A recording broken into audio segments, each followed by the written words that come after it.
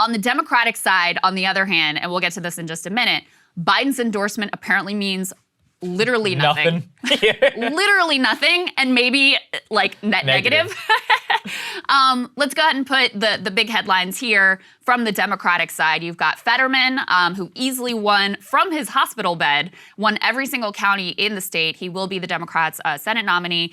And then you have Josh Shapiro on the gubernatorial side in Pennsylvania. That's going to be a very closely watched race. Now, both of these candidates have won statewide before, so I think that matters. They're both relatively well known by Pennsylvania voters and relatively popular. I actually didn't know much about Josh Shapiro. So I was talking to Sirota about him, who apparently has known him for a very long time. And he's more impressive than I expected. So he was the one you guys might remember when he was AG of the state. He did the big report digging into the abuses within the Catholic Church. Very difficult and very brave thing to do at the time. It was a big deal. He went after, like, you know, people who were exploiting students and, like, you know, charging them unfair amounts, and he was able to get a settlement there. He's gone after corporate America. So anyway, he's actually less of just a generic Dem and has a little bit stronger of a footprint in the state and more of his own identity than I ultimately expected. And he also has gotten crosswise with Larry Krasner, who's the Philly DA, who's been very aggressive in terms of criminal justice reform. And Shapiro has been on the sort of more moderate side of that divide, which could also bode well for him in the state. So both of them ultimately easily win. Let's go ahead and put this next piece up on the screen of part of the reason why I do think Fetterman is a formidable candidate, even as I continue to say, like, the wins are very much against Democrats in all of these races in all of these states. They describe here Fetterman's plan to win Pennsylvania, taking his populist message to Trump country. And he says, they say in this article, Fetterman is as idiosyncratic in substance as he is in style.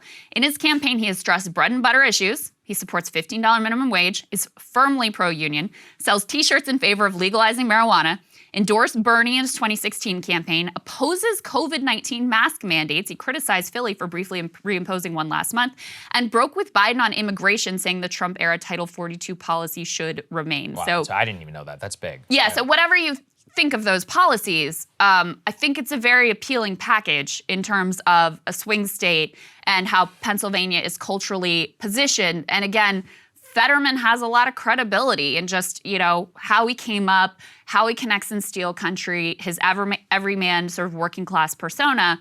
So again, I think it's tough, regardless of whether McCormick or Oz ends up as the Republican nominee. But I do think Democrats have put their best possible candidate in the race.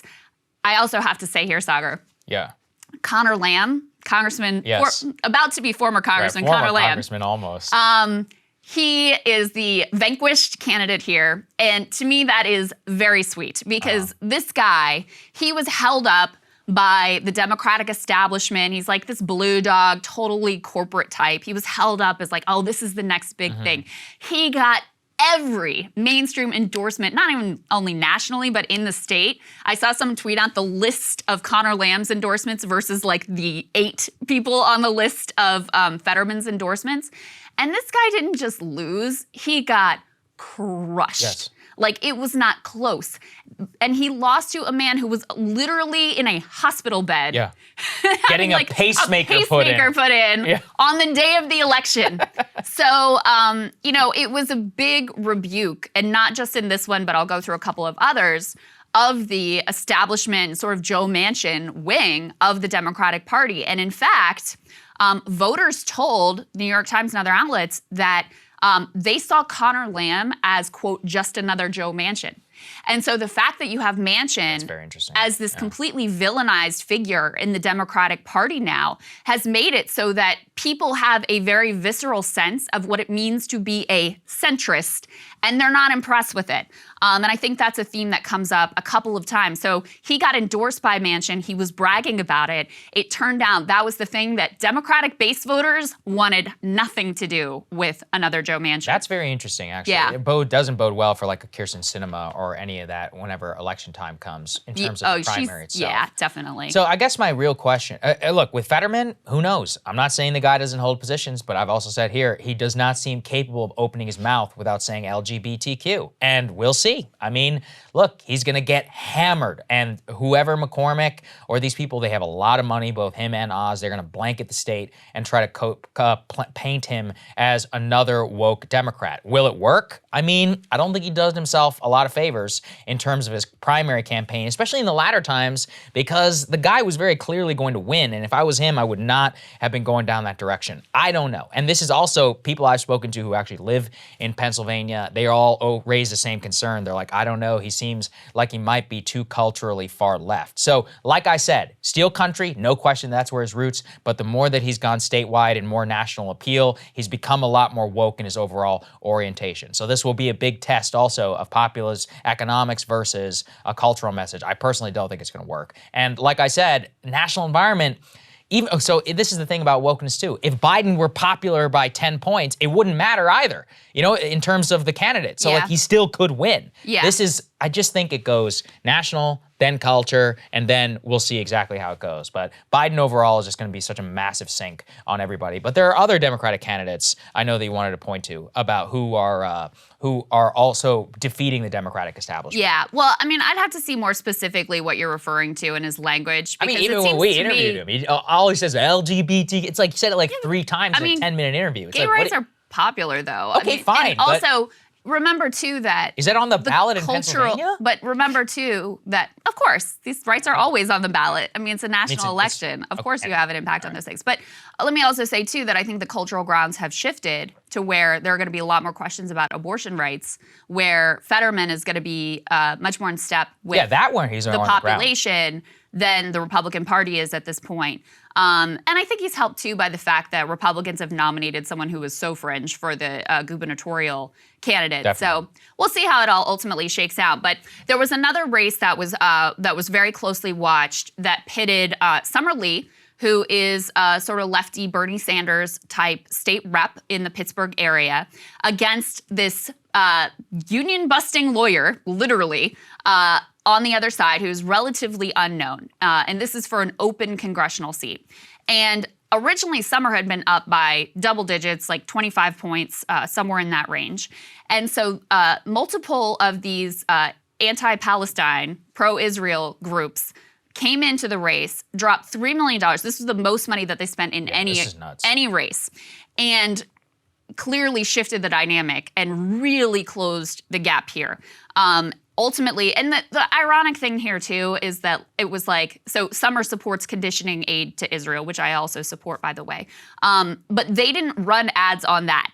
They ran ads saying that she was like not a real Democrat and that she was going to try to undermine Joe Biden and all of these sorts of things, which is exactly the playbook that they had run successfully against Nina Turner in the past. Of course, Nina had said that like half a bowl of shit comment, which didn't help her and help them to be able to make that case. So they spent millions on this race.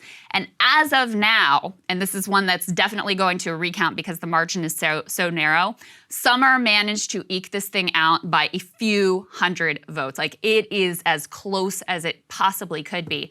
So she will be, a new squad member. And I think she'll be very well known nationally, not just because she's going to be another addition to the squad. This is a blue district. It certainly will be the Democrat who, ultimately wins in the fall, but also because she definitely has a presence and a charisma. And I wanted to give you guys a little bit of a sense of that because I think you'll be hearing more from her in the future. This is a little bit of her victory speech on the night of the election. And I also thought it was interesting how she really carried a largely populist message as well, talking about the multiracial working class and a lot of bread and butter issues. Let's take a listen to that. In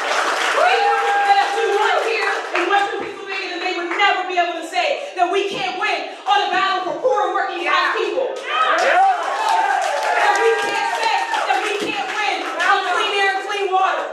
That we can't win on Medicare for everybody. That we can't win on a quality education for every single child. They can't say that black women can't win. We show them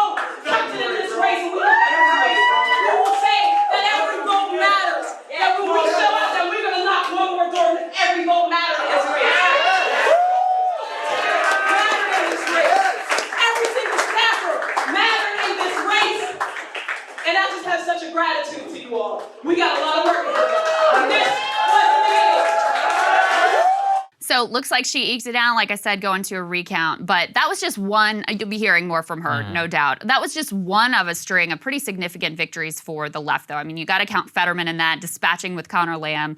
Conor Lamb's seat now is open. And in the primary, Bernie Delegate also prevailed in his district. You also had, let's go ahead and put this next one up on the screen.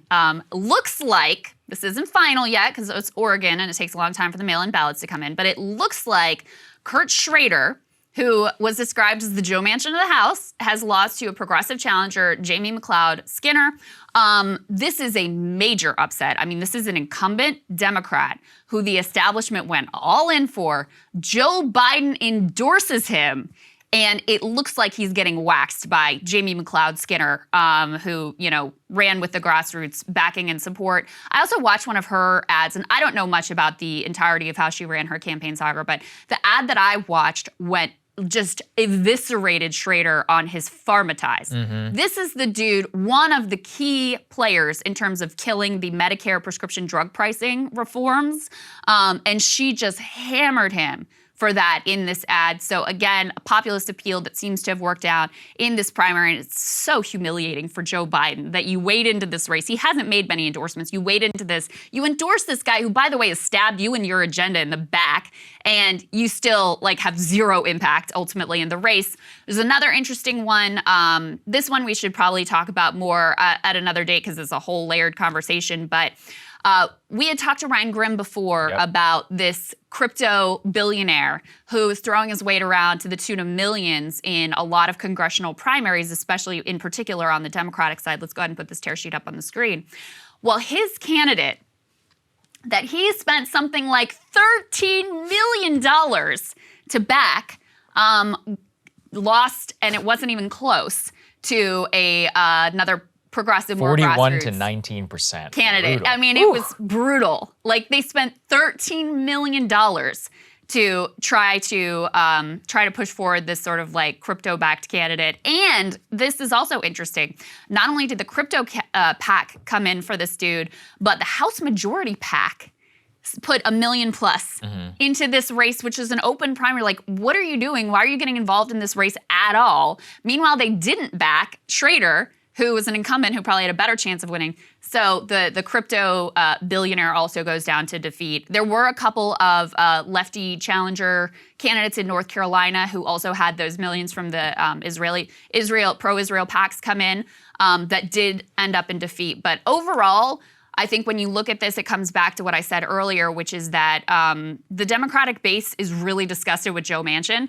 And when you can tie a centrist or corporatist candidate to Manchin, it is a really devastating blow to their electoral chances. And this has got to be a real rebuke of the Biden administration and the way that they have failed to really deliver on their key promises across the board. Yeah, it's interesting. That Oregon district in particular, the one of Kurt Schrader, that is actually a little bit of a conservative district. So it's going to be a good test case of, progressive rhetoric on whether they can actually win in a GOP area. I know some people from the area and they think that Kurt was basically the only guy who could win that. But at the same time, like you said, Krystal, the Democratic base is just not happy here with Joe Biden. So they're kind of in a real pickle where their own base is turning against them, but that they're not, look, they have to nominate candidates then who can also win, not only with the base, but with everybody else. So it really is, it's a tough situation for the Democratic establishment. You just hate to see it. Also, in the crypto community, where there are these things called top signals, as in that means we're officially at the top. I think Sam Bankman-Fried having serious losses is a very big top signal for people. It's all right, it's peaked. We all need to get out of this. Cable news is ripping us apart, dividing the country, making it impossible to function as a society, and making it impossible to know just what is true and what is false. But the good news is they are failing and they know it. That is why we're building something new, a new mainstream, a healthier one, something more trustworthy, something that we are going to need in one of the most pivotal times in American history. We are building up here for the midterms, for the upcoming presidential election, but we need your help. So if you can help us out by becoming a premium member today at breakingpoints.com, we're trying to change America for the better and the entire world. So what are you waiting for, guys? Go to breakingpoints.com and sign up and help us build a new mainstream.